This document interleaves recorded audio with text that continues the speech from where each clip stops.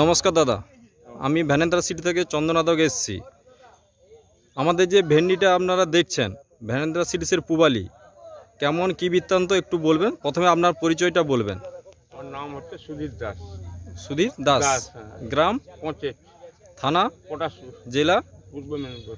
আপনি যে আমাদের ভ্যানেন্দ্রা সিটিসের পুবালি যে ভেন্ডিটা দেখছেন, প্লটটা ভিজিট করেছেন, এর সম্পর্কে আপনি একটু বলুন। ভেন্ডিটা গাছ কেমন, ভেন্ডির কোয়ালিটি? মোটামুটি ভালো এবং ফলনটাই ভালো। এই তো পাশে তো বাড়ি দেখছেন, খুব ভালো ফলন। একদম মার্কেটেই ভালো চলছে, কি এখন কোনো অসুবিধা নেই আর কি। মার্কেটে চলবে। হ্যাঁ, চলবে। চাষিরা যদি আমাদের ভেন্ডি চাষ করে লাভবান হবে? হ্যাঁ, অবশ্যই তো।